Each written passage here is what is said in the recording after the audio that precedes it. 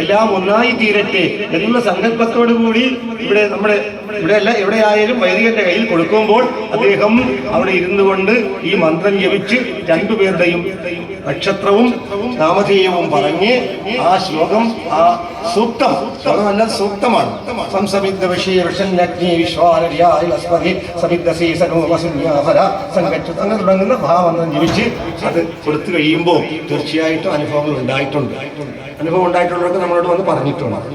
അപ്പൊ അങ്ങനെയുള്ള സംവാദ സൂക്തം ലഭിച്ചെന്ന ഐകമത്യ സൂക്തം നമുക്ക് നടത്താൻ പറ്റും. വഴിപാടിന്റെ കാര്യമാണ് പറയുന്നത്, അത് പറയാതിരിക്കാനും പറ്റില്ല.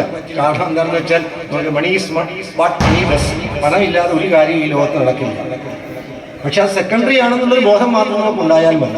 എന്താണെങ്കിലും ശരി. അപ്പൊ അങ്ങനെ ഇന്ന് അതുപോലെ തന്നെ മഹാലക്ഷ്മി അമ്മ വന്ന് ദ്വാരകയിലേക്ക് വന്ന് കടക്കുന്നു എന്നുള്ള സങ്കല്പം കൂടി വരുമ്പോൾ അവിടെ മഹാലക്ഷ്മിസ്തു ദേവത, ആ ദേവത വന്ന് പരിദർശിക്കുമ്പോൾ അതിൻ്റെ പ്രതീകാത്മകമായിട്ടാണ് നമ്മളിവിടെ ഒരു നടയപ്പറ വഴിപാട് എന്നതിൽ ഉച്ചയ്ക്ക് വളരെ ഗംഭീരമായി വ്യക്തമായ രീതിയിൽ പറഞ്ഞു. വിരത്തുമ്പിലാണ് ഇരിക്കുന്നത്. അപ്പൊ നിങ്ങളൊക്കെ നിങ്ങളുടെ വീട്ടിൽ നിന്ന് വെളുപ്പിനെ എണീറ്റു അല്ലേ? വെളുപ്പിനെ എണീറ്റ് നിങ്ങളെ തൊഴുതു. എവിടെ തൊഴുതു? ഇരുന്ന് തൊഴുതോ? തൊഴുതു. കൈ നോക്കി പ്രാർത്ഥിച്ചു അല്ലേ? കൈ നോക്കി പ്രാർത്ഥിച്ചിട്ടല്ലേ എണീറ്റത്. അപ്പൊ കൈ നോക്കി പ്രാർത്ഥിച്ചപ്പോൾ ആദ്യത്തെ എന്താ പറഞ്ഞത്? കരാഗ്രേ വസതേ ലക്ഷ്മി ആണ്.